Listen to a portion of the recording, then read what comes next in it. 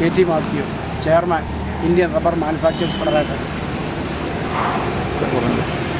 നിലവിൽ 40% റബ്ബർ തോട്ടങ്ങൾ റീപ്ലാന്റിലേക്ക് വേണ്ടി പൊയ്ക്കൊണ്ടിരിക്കുന്നു. 1970 കാലഘട്ടങ്ങളിൽ പ്ലാൻ ചെയ്ത 40% തോട്ടങ്ങൾ റീപ്ലാന്റിലേക്ക് പോയത് കാരണം ഇനി 10 വർഷങ്ങൾക്ക് ശേഷമേ ഉള്ളൂ റീപ്ലാന്റേഷൻ പൂർത്തിയായി ഉൽപ്പാദനക്ഷമമാവുള്ളൂ. ഈ ഒറ്റ കാരണം കൊണ്ട് തന്നെ റബ്ബറിന് 40% ഷോർട്ടേജ് ഇന്ത്യയിൽ ഉണ്ടാകാൻ പോവുകയാണ്. ഓൾറെഡി അഫക്റ്റഡ് ആണ്. അതിനാൽ തന്നെ റബ്ബർ വില 500 കയറുമെന്നുള്ള കാര്യത്തിൽ യാതൊരു സംശയവും വേണ്ട. മാത്രമല്ല, ആഗോളതലത്തിൽ വാഹന വ്യവസായം വൻ കുതിപ്പാണ് രേഖപ്പെടുത്തിയിരിക്കുന്നത്. അത് ഭയങ്കര വളർച്ച എന്ന് പറഞ്ഞാൽ അനുദിനം അതിഭയങ്കരമായ വളർച്ച വാഹന വ്യവസായ രംഗത്തുള്ളത്. അതനുസരിച്ച് റബ്ബറിൻ്റെ ടയറിൻ്റെ വ്യവസായം കൂടി ഒപ്പം നിൽക്കേണ്ടതുണ്ട്. പക്ഷേ റബ്ബറിൻ്റെ ക്ഷാമം കാരണം അത്രയും വളർച്ച വ്യവസായ രംഗത്തില്ല. അത് കാരണം ഷോർട്ടേജ് ടയറിനുണ്ട്, റബ്ബറിനുമുണ്ട്, ടയറിനും ഷോർട്ടേജ് ഉണ്ട്. അതുകൊണ്ട് തന്നെ വില വർദ്ധിച്ചേ ഒക്കുകയുള്ളൂ. വില വർദ്ധിക്കാതിരിക്കാൻ പറ്റില്ല. പിന്നെ ഇതിനകത്ത് റബ്ബർ വില തകർക്കുന്നതിന് വേണ്ടിയിട്ട് ടയർ വ്യവസായ ലോബിയും രാഷ്ട്രീയ ലോബി, സർക്കാർ ലോബി, ഇങ്ങനെയുള്ള ഒരുപാട് ലോബികൾ ഒക്കെ നടത്തുന്ന എല്ലാ കുതന്ത്രങ്ങളെയും IRMF, അതായത് ഞങ്ങളുടെ സംഘടന മറികടക്കുന്നുണ്ട്, അതിജീവിക്കുന്നുണ്ട്. അതിനുള്ള തന്ത്രങ്ങളെല്ലാം ഞങ്ങൾ ആവിഷ്കരിക്കുന്നുണ്ട്. അതിനുള്ള പ്രചരണങ്ങൾ ഞങ്ങൾ നടത്തിക്കൊണ്ടിരിക്കുന്നു. കഴിഞ്ഞ 20 വർഷമായിട്ട് ഈ വിഷയത്തിൽ ഞങ്ങൾ ഗവേഷണം നടത്തിക്കൊണ്ടിരിക്കുകയാണ്. അത് ഞങ്ങൾക്ക് റബ്ബർ വില ഗവേഷണ കേന്ദ്രം എന്ന ഒരു സംഘടനയോട് ഞങ്ങളിവിടെ പ്രവർത്തിക്കുന്നുണ്ട്. അതിൻ്റെ അടിസ്ഥാനത്തിലാണ് ഈ വ്യാപകമായ രീതിയിൽ പോസ്റ്ററുകളും പത്രങ്ങളും TV ചാനലുകളിൽ പരസ്യങ്ങളും എല്ലാം ചെയ്ത് ഇങ്ങനെ മുന്നോട്ട് പോയിക്കൊണ്ടിരിക്കുന്നത്.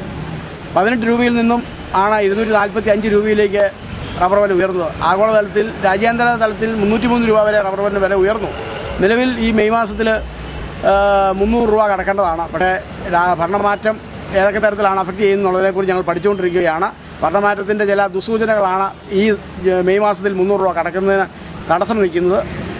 അതുകൊണ്ട് ഇതിനൊക്കെ മറികടക്കാനും അതിജീവിക്കാനും IRMFന് കഴിയും എന്നുള്ള വിശ്വാസം ഞങ്ങൾക്കുണ്ട്. ഈ റബ്ബറിൻ്റെ വില തകർക്കുന്ന കമ്പനികൾ ഏതൊക്കെയാണ് കേരളത്തിലുള്ളത്? പ്രധാനമായി ഇന്ത്യയിൽ 10 ടയർ കമ്പനികളാണ് ഉള്ളത്. നേരത്തെ 7 ആയിരുന്നു. ഇപ്പോൾ 2-3 കമ്പനിയുടെ വിദേശ കമ്പനികളുടെ വന്ന് ചാടിയിട്ടുണ്ട്. പ്രധാന കമ്പനികൾ 10 കമ്പനികളാണ്. അവരെല്ലാം കൂടി ഒന്നിച്ചിരുന്നാണ്, എല്ലാ ചൊവ്വാഴ്ചയും ഒന്നിച്ചിരുന്നാണ് അവർ തന്ത്രങ്ങൾ ആവിഷ്കരിക്കുന്നത്.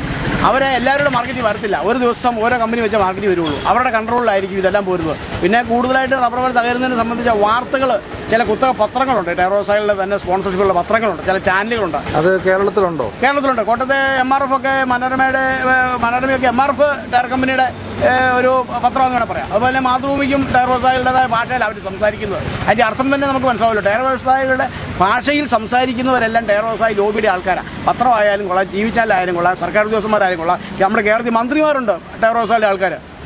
കോട്ടയം ജില്ലയിലെ മന്ത്രിമാരെല്ലാം ടയർ വ്യവസായിയുടെ ആൾക്കാരാണ്. അവർ വന്ന് ഭരണത്തിലോട്ട് കയറിയതാണ് ഈ മെയ് മാസവും ഏപ്രിൽ മാസത്തിലും വില തകരാൻ കാരണം. IRMFിനുള്ളത് വ്യക്തമായിട്ട് അറിയാം, ജനങ്ങൾക്കും അറിയാം. അതുകൊണ്ടാണ് ഇപ്പം 300 രൂപ കടക്കാതിരുന്നത്. കാരണം 245 മൈനസ് പുറകോട്ടടിച്ച് 215 വന്നു. ഇതുപോലുള്ള സംഭവങ്ങളാണ് ജനങ്ങൾ തിരിച്ചറിയേണ്ടതായിട്ടുണ്ട്.